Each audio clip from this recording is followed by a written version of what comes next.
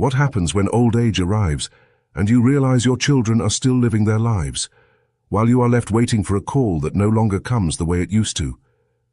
That is the silent wound repeated in so many homes. The empty chair, the still phone, the photo that once filled you with pride and now brings pain too. And then the question appears, the one almost no one dares to face head on. Did you really love them? Or were you also trying not to lose your place in their world? There are truths you only understand when time makes you pay for your illusions. One of the hardest is this. Raising them did not make you the owner of their emotional destiny. You cared for them, sacrificed for them, were there for them, but none of that obligates anyone to stay close, to understand you the way you hoped, or to fill the emptiness that old age leaves behind. And the longer it takes you to accept that reality, the more it breaks you, because the pain is born not only from what your children do, but from the story you told yourself for decades about what they owed you. I'm Gabriel, and this is the Stoic Garden. Today you are going to face 8 truths about children that only become clear in old age, not to make you bitter, but to help you recover clarity, peace, and inner command before it is too late. We will look at them through the lens of Stoicism, this philosophy from more than 2,000 years ago that understood how to face human suffering in order to achieve a life filled with inner peace. Stay with me, because the last truth is not only about them. It is about your old age, your death, and how to love without losing yourself in the process. Let's begin. Some parents grow old carrying a wound they never knew how to name.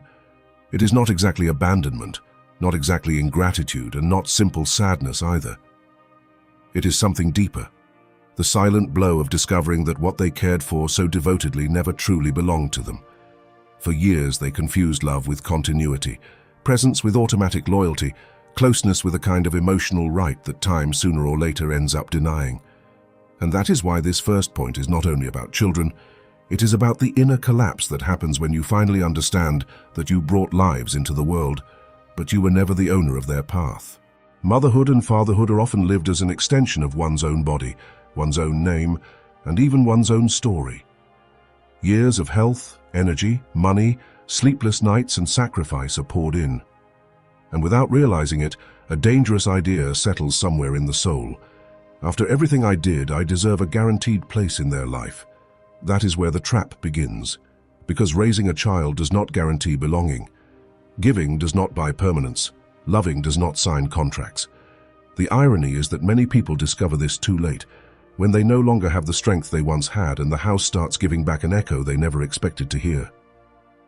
Epictetus, who was born a slave and ended up teaching inner freedom like few others in history, left behind an idea that still hits with precision today. Do not seek for events to happen as you wish, but accept them as they happen, and that includes your children too. They did not come into the world to follow the emotional narrative you built around them. They came to become themselves, sometimes in ways that make you proud, sometimes in ways that leave you confused, and sometimes, let's be honest, in ways that make you wonder at what point they stopped seeing the world as you do. But that is exactly the lesson. They were never here to repeat you. Many older parents suffer not only because of what their children do, but because of the collapse of an illusion they carried for decades. They believed their presence would remain central, that their opinions would naturally carry weight, that their needs would hold an obvious place in the lives of the people they raised. And what happens when you discover that is not true? What happens when your son or daughter makes decisions without consulting you, builds a life that does not place you at the center, and loves in a way that looks nothing like what you expected? A kind of grief happens, the first one, and perhaps the most necessary one. The grief of losing the fantasy of emotional ownership. That grief hurts because it forces you to re-examine your whole way of loving. It forces you to ask whether you were walking beside them or managing them, whether you were guiding them or shaping them in your own image, whether you truly wanted their good or simply wanted to remain indispensable to them. And that question is not pleasant. No one likes discovering that behind the sacrifice there was also attachment, a need for control and fear of losing relevance. But old age, when lived with some honesty, has one brutal advantage. It leaves fewer excuses available. At a certain point in life, either you face the truth or you rot inside defending an illusion that has already fallen apart on its own. Accepting that your children do not belong to you does not take away your dignity as a father or mother. On the contrary, it gives it back. Because only when you stop treating them as an extension of your own will can you begin to love them in a cleaner, higher, and less humiliating way for both of you. Marcus Aurelius, emperor and a man hounded by responsibilities he could never fully control, wrote that everything you see changes quickly. That includes your bond with your children.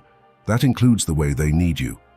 Resisting that does not stop change, it only breaks you. Mature love does not chain, does not keep score, does not turn care into an eternal debt. It blesses, accompanies, corrects when necessary, and then lets go. That is the hard part. Because letting go gets no applause, no ceremony, and no guarantee of reward. But it is the beginning of a deeper kind of peace. And if this truth hurts, perhaps it is not because it is unfair, but because for too long you believed that being a parent gave you rights over a soul that, from the very beginning, already belonged to life. There is a disappointment that grows old inside many parents like a buried thorn. It is not always spoken out loud, but it can be felt in gestures, in silences, in that phrase that sometimes slips out with restrained bitterness. After all I did. The problem is that this phrase contains an expectation that almost no one dares to examine honestly. People love expecting understanding. They give expecting reciprocity. They sacrifice expecting future closeness. And when their children's response does not take the shape they imagined, a mixture of pain, anger, and confusion appears that can poison the final years of life. We have arrived at the second truth in this journey, and it is this. Loving does not guarantee being understood or loved back the way you hoped. Most parents do not love in a mathematical way, but they do keep a secret emotional ledger. Of course, they do not admit it. It would sound terrible at the family dinner table, but it is there. I was there. I held things together. I gave things up. I gave more than I received. And from that accounting comes a quiet hope of return, more frequent calls, gentler treatment, visible gratitude, spontaneous closeness. Yet life rarely gives back in the exact same currency with which we gave. Sometimes it gives back late. Sometimes it gives back differently. And sometimes it does not give back in the way the heart had imagined, which is simply a more elegant way of saying that reality has no obligation to fulfill our emotional fantasies. Seneca warned that we suffer more in imagination than in reality.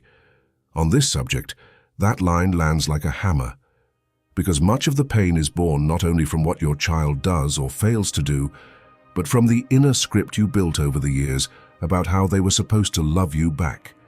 Maybe your child does love you, but does not know how to show it. Maybe they respect you, but do not live focused on proving it. Maybe they are grateful for things they will never put into words because they belong to another generation, another sensitivity, another emotional rhythm. And here comes one of old age's hardest blows. Many times it is not the lack of love that hurts, but the lack of a match between the love you gave and the love you expected to receive. Something else must be said, something few people want to hear. Loving deeply does not always mean loving well. There are kinds of love filled with fear, control, overprotection, guilt, and intrusion disguised as care. There are parents who give everything, yes, but they give it in a way that suffocates, overcorrects, or leaves the child living under a permanent emotional debt. And then they are surprised when the response is not tenderness, but distance. What exactly did they expect? That someone would grow up free after spending years feeling they had to repay you with emotional obedience? Sometimes gratitude is not what is missing. Exhaustion is what is overflowing. That does not mean the child is always right, or that every distance is fair. It means something more uncomfortable. Love does not guarantee being interpreted correctly. You may have believed you were protecting them, while your child felt you did not trust them. You may have thought you were guiding them while they felt looked down on. You may have believed you were giving everything, while they grew up feeling they were never enough to please you. Human tragedy is not found only in malice. Many times it lies in the mismatch between intention and impact, and that mismatch hurts much more when there is no longer infinite time left to repair it. Here, Stoic wisdom once again brings order, where emotion wants to set everything on fire. Massimo Pigliucci, a modern scholar of Stoicism, has reminded us that serenity is born when we distinguish clearly between what depends on our judgment and what belongs to the impersonal course of the world. You could choose to love, to care, to try to do better. What was never fully in your hands was how that love would be read, returned, or transformed by your children over time. Understanding this does not erase sadness, but it does keep sadness from turning into chronic resentment, which is a slow poison and frankly a rather ridiculous one, even though many people wear it like a moral badge. Old age becomes unbearable when the soul settles into complaint, because then every insufficient call feels like an insult, every absence feels like betrayal, and every lukewarm gesture feels like irrefutable proof of ingratitude. But when you understand that loving never came with guarantees, something loosens inside. You stop demanding a perfect return and begin to see more clearly what does exist, even if it does not come in the form you dreamed of. Sometimes there is affection but not devotion. Sometimes there is respect but not intimacy. Sometimes there is presence but not the intensity you wanted. And yes, that can hurt. But it hurts less than continuing to insist on an emotional justice that was never promised. There comes a moment in old age when the house grows too quiet, and the clock seems louder than it needs to be. Not because time itself sounds stronger, but because there are no longer enough voices around to drown it out. At that point, many parents begin to discover a truth that hurts them more for the wound it inflicts on their pride than for what it reveals about their children. The world keeps moving. Their lives go on, filling up with work, relationships, problems, children of their own, exhaustion and new priorities. And you, who for years were the center, the refuge, the authority or the reference point, begin to feel that you now occupy a different place, sometimes a smaller one, sometimes a more distant one. And here we arrive at the third truth in this video. Your children will keep living their lives, even when you most need to feel important. This is one of the most uncomfortable wounds, because it touches something almost no one admits plainly. Sometimes you do not only miss your children, you also miss the role you played in their lives. You miss being needed, being consulted, being awaited, being someone around whom things happened. And when that centrality disappears, the blow is not only emotional, it is existential. Suddenly you discover that what hurts is not just that they call less, but that they no longer orbit around you the way they once did. What irony! We spend half our lives raising people so they can stand on their own, and when they finally do, part of us feels betrayed by the success of our own work. The problem begins when you turn that wound into a demand, when your loneliness becomes a debt others are supposed to pay, when your nostalgia disguises itself as moral authority, when you expect your children to interrupt their growth, their marriage, their rest, their own chaos, just to keep reminding you that you still matter. And yes, it is human to want that, but that does not make it any less dangerous to place your emotional stability in someone else's hands. Do you really want to spend your final years depending on how often a phone rings? Are you really going to hand over your peace to the crowded schedule of people who, precisely because they built their own lives, cannot spend them trying to repair your emptiness? Marcus Aurelius wrote that fame after death is as empty as the applause of those who will soon cease to exist themselves. Applied to family life, the idea is uncomfortable but useful. The need to feel important can become a ridiculous prison. Not because you are irrelevant, but because you confuse value with centrality. Your value does not disappear just because your children no longer have you as the axis of their daily life. Your dignity is not reduced because they are busy living what they are meant to live.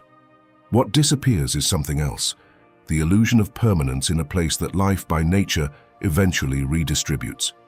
Many older parents suffer twice over because they not only experience the real distance, but also the inner humiliation of comparing themselves with earlier stages. They used to visit more. They used to ask more. They used to depend more. Of course they did. They also used to need you to tie their literal and metaphorical shoelaces. You cannot ask for maturity and at the same time resent that it produced independence. The wiser response would be to be glad they kept moving forward, even if the wounded part of you would prefer they stayed a little closer, just to keep confirming that you were indispensable. And yes, that part exists. But simply because it exists does not mean it deserves to rule your life. Here, clarity does not mean becoming cold. It means learning to love without using need as a chain. Hierocles, the Stoic thinker who spoke of expanding the circles of our moral concern, showed that mature love does not trap, it includes. Your children are part of your life, but they are not its absolute center or its final mission. Once you understand that, you stop asking for importance as if begging for oxygen and begin to take your place with more serenity. Maybe it is a quieter place, but it is a much more dignified one, because there is a great difference between being loved and being indispensable, and confusing the two is an incredibly efficient machine for suffering. If this video has already forced you to look at things you may have avoided for years, subscribe and leave a like, because what comes next is not meant to comfort illusions, but to return clarity to you. Write the phrase, "I live with wisdom" in the comments, and tell me what country you are watching from. There are still truths ahead that may be even more uncomfortable, and the last one will completely change the way you understand your bond with your children, your old age, and your end. There are people who grow old feeling they no longer know who they are outside the role of mother or father. Not because that role was small, but because it became so dominant that it devoured everything else. Their desires were put on hold, their dreams were filed away, their friendships cooled, and their inner world narrowed until it was organized almost entirely around their children. For years that looked like love, duty, noble devotion, and sometimes it was. But when old age comes and children do what they were always meant to do, which is live, a devastating feeling appears. I no longer know what to do with myself. And that brings us to the fourth lesson of this journey. The most painful mistake is turning your children into the only meaning of your existence. This mistake does not feel dangerous while the house is full and everything revolves around responsibilities. On the contrary, it is often praised. The mother who gives everything, the father who lives only for his family, the self-sacrificing figure who seems to need nothing for themselves. Socially, that looks admirable. Spiritually, it is often a time bomb, because when you build your identity on a single pillar, you are not building a life, you are preparing a collapse. And old age has a particular cruelty. It makes the inner structure of your life visible. If your whole world depended on continuing to be necessary to your children, sooner or later, you will feel the ground open beneath your feet. Seneca wrote that it is not the person with little who is poor, but the one who endlessly desires what can never be fully possessed. Many older parents fit that line without wanting to admit it. Not because they crave money or prestige, but because they crave continuing to occupy a total place in their children's lives. They want to keep being the mission, the priority, the central reference, the sufficient reason. But no one can possess that forever. Adult life redistributes affections, time, and responsibilities. And when your identity was hanging from a role that was always going to change, the emptiness becomes fierce. Not because your children took something from you, but because you never took on the work of building a center of your own beyond them. This is where the saddest phrase of all usually appears. I have nothing left. And it is almost never true. What is happening is something else. Yes, you still have life, but you left it suspended for so long that now it feels foreign. Yes, you still have the ability to direct yourself, but you buried it under decades of routine and function. Yes, you still have worth, but you tied it so completely to service that you forgot how to recognize it when no one needed you right away. The uncomfortable question is unavoidable. Who are you when you are not solving your children's lives? If you do not know how to answer it, the problem did not begin in old age. It just became impossible to hide. Recovering your own center is not a betrayal of family love. It is what saves that love from dependency. Because when your child becomes the only meaning of your existence, the bond stops breathing. It fills with pressure, guilt, unspoken expectations, and a constant demand for presence that eventually wears down even sincere affection. The child feels they cannot step away without hurting you, cannot choose freely without disappointing you, cannot build their own life without carrying yours too. And that, however noble it may sound from the side of the self-sacrificing parent, is not elevated love. It is attachment with a good reputation. Viktor Frankl, shaped by extreme suffering and a deep understanding of inner responsibility, said that everything can be taken from a person except one final freedom: the freedom to choose one's attitude. That idea carries enormous weight at this stage of life. Yes, you may have made the mistake of reducing yourself to a single role, but you can still decide not to end your years kneeling before that emptiness. You can still rebuild habits, interests, discipline, contemplation, relationships, and purpose. not to become some late-life self-help caricature, which would be pitiful enough, but to remember that your existence has value in itself, not only because of the service it gave to others. Old age becomes far more bearable when you stop asking your children to give back an identity that it is your responsibility to rebuild. It is not easy, because it means stepping out of the character that held you up for decades, but it is also a severe and clean opportunity. You can keep insisting that your only greatness is behind you, or you can begin living in a way that does not turn love into dependency or the passing of time into a sentence. And when a father or mother recovers their own center, something curious happens. They no longer weigh so heavily on their children's lives, and for that very reason their presence begins to feel freer, more respectable and more real. Not every wound between parents and children is born from distance or indifference. Some are born precisely where there was the most intensity, the most closeness, the greatest emotional investment, and the highest expectations placed on the bond. The child you protected the most, feared for the most, projected yourself onto the most, may also turn out to be the one who questions you the most, the one who least resembles the image you built, the one who most shatters the harmony you took for granted. And that hurts in a very particular way, because it does not only wound the present, it also wounds the story you had told yourself about that love. We have arrived at the fifth point in this video. Sometimes the child you loved most will also be the one who challenges you the most. Confrontation hurts more when it comes from the child onto whom you place the greatest symbolic weight. Sometimes they were the most like you. Sometimes they were the most fragile, and that is why you overprotected them. Sometimes they were the one who felt most like yours, as though the connection with them were deeper, higher, more deserving of loyalty. But life has a very dry sense of humor. That very child may be the one who most resists your influence, the one who most needs to separate from your way of seeing the world in order to build their own, the one who most questions your past decisions or the way you loved. And then a bitter feeling appears. After everything I did for him, he is the one who hurts me the most. Yes, that is how elegantly pride can sound when it disguises itself as disappointment.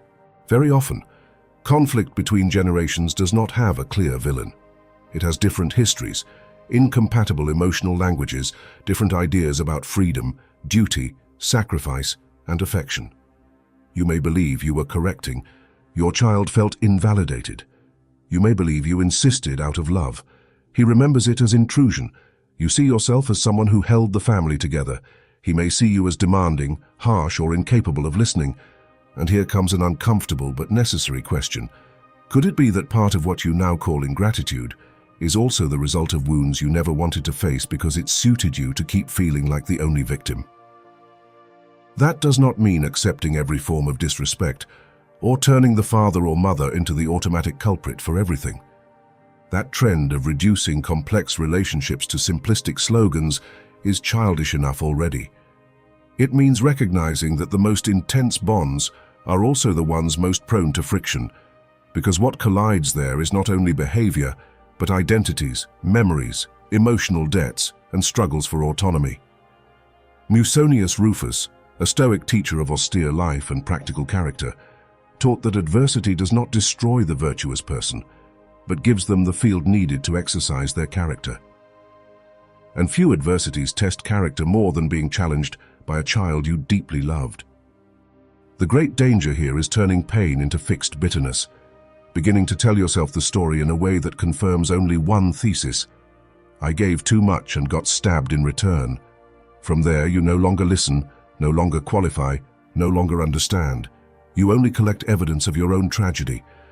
And bitterness in old age has something especially corrosive about it.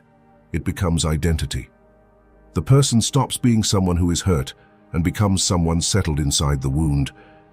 They interpret everything from there. They remember everything from there. They demand everything from there. And then the conflict is no longer only with the child, but with reality itself. There are children who confront because they are cruel, yes. But there are others who confront because they are trying to breathe outside the mold they felt placed on them for years. And even though that does not excuse all their behavior, it does force a more sober reading.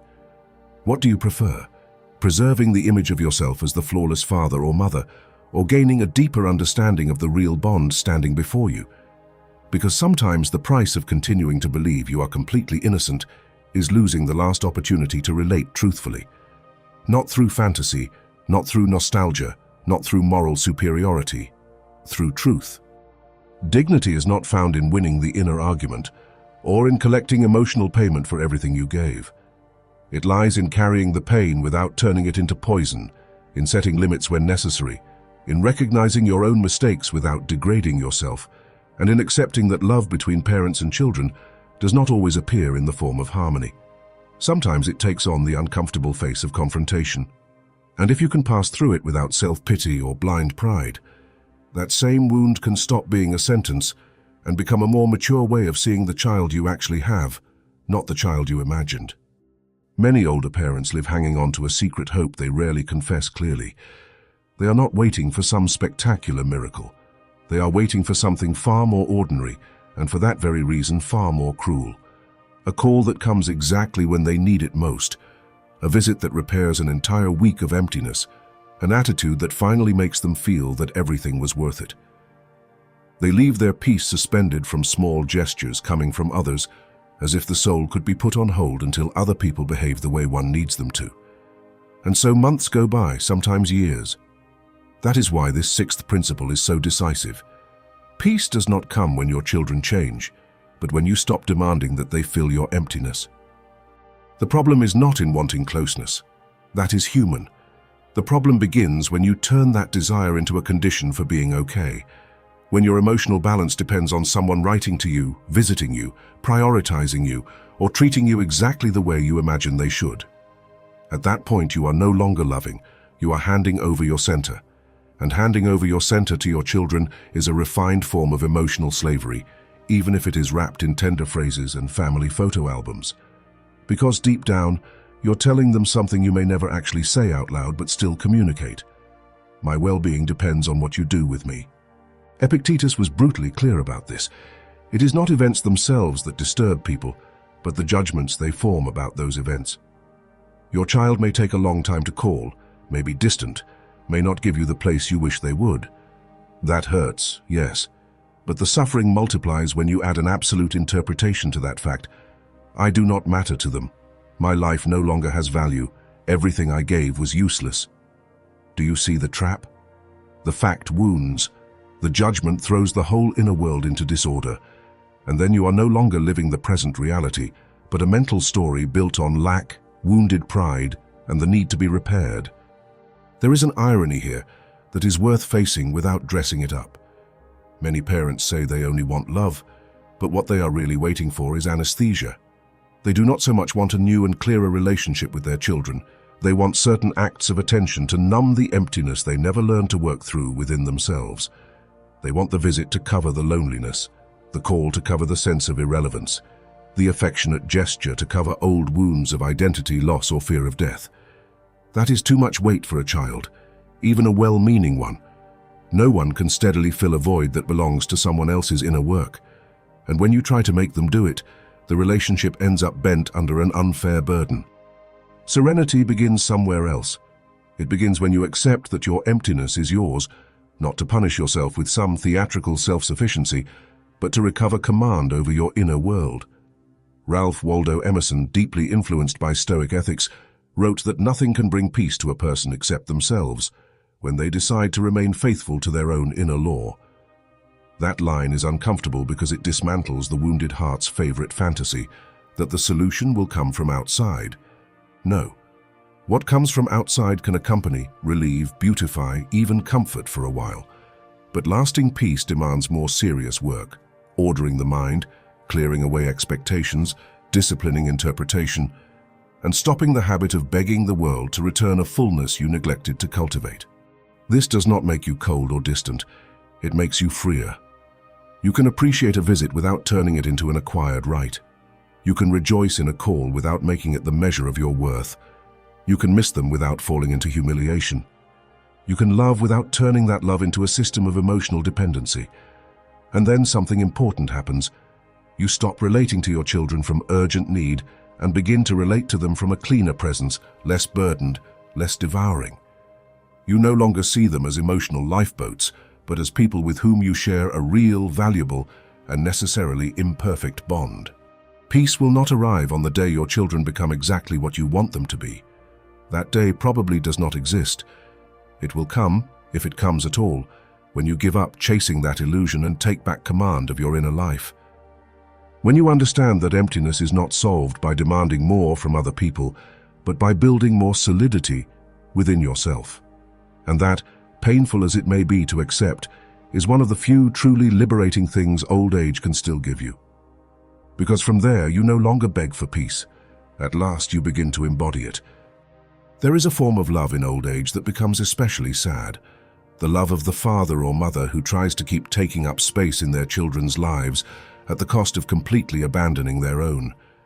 They make themselves available for everything, adjust their mood to every gesture they receive, measure their worth by the place they are given, and end up living in a kind of elegant waiting, as though that were nobility rather than self-loss.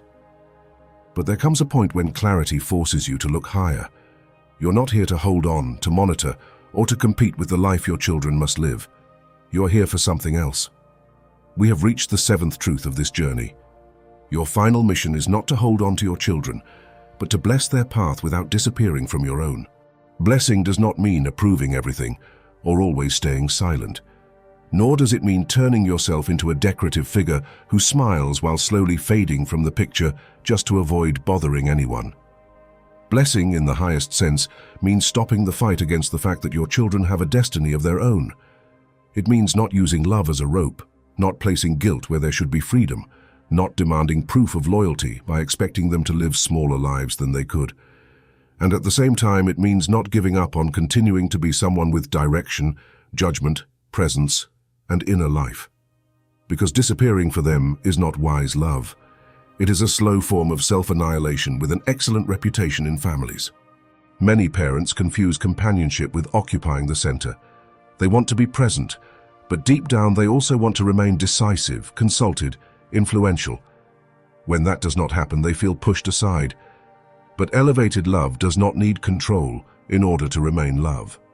Cleanthes, one of the great names of the Stoa, held that the wise person cooperates with the course of the universe, while the fool laments not being able to alter it. Applied to this subject, the teaching is clear.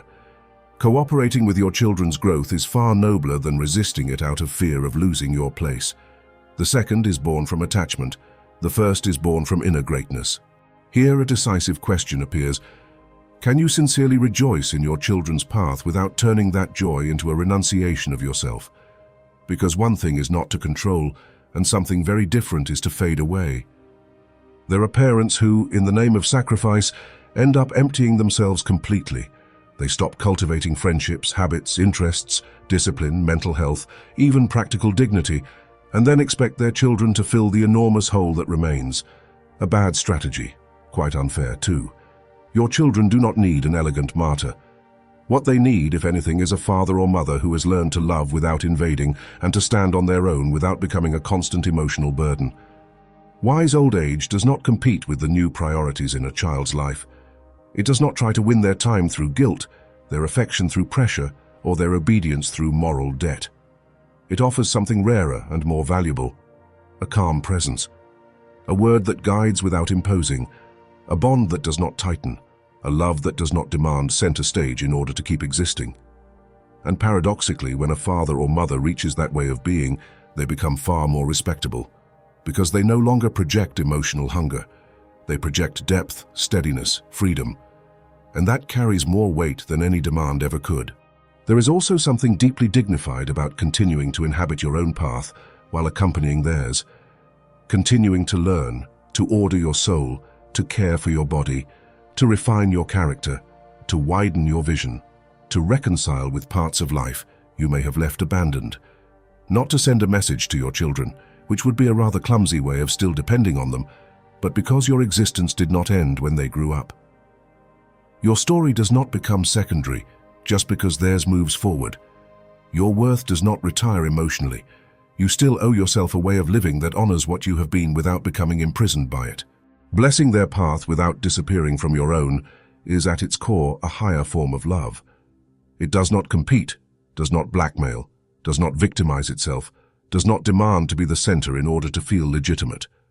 And yes, it requires an uncommon strength, because it forces you to let go of two temptations at once, controlling them and erasing yourself. But when you achieve it, the relationship stops being a silent struggle over place and becomes something nobler. You are no longer the one who holds on out of fear.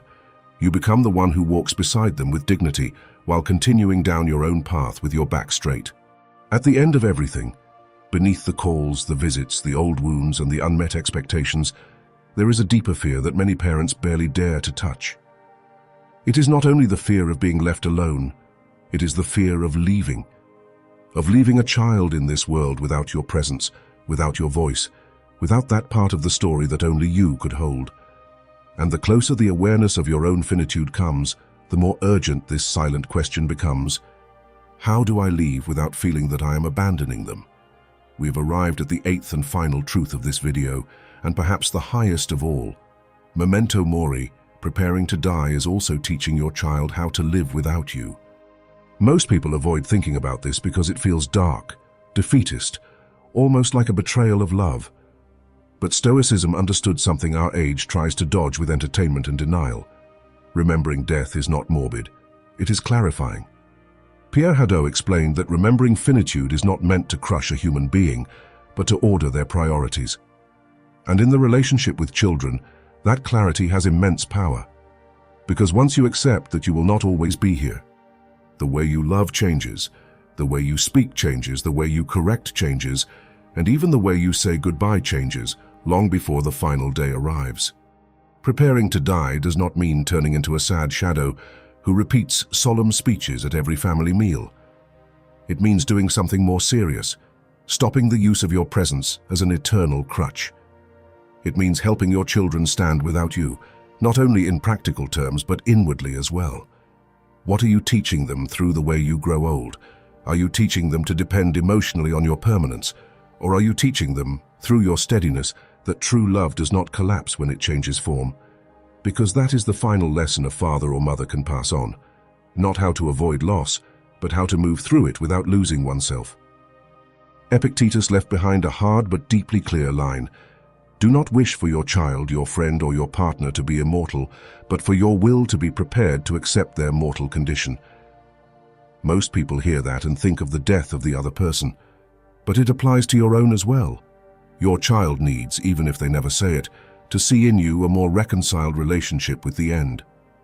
They need to sense that you do not turn death into an unbearable taboo, or into an emotional threat, or into a tool for producing guilt. They need to feel that your love is mature enough not to cling to fear and turn it into a burden for those who remain. Some parents, without meaning to, teach terror in the face of death.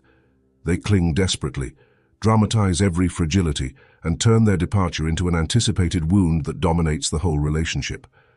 And of course, that leaves children not more united, but more anxious, more guilty, more unable to look at finitude with any order. Others, by contrast, convey a different kind of strength. Not because they feel no fear, but because they do not let fear govern them.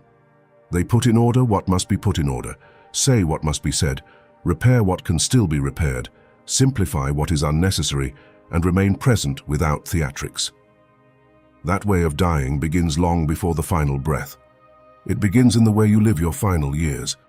Seneca wrote that learning to die is learning not to be a slave to anything, and when placed in old age, that takes on a particular greatness.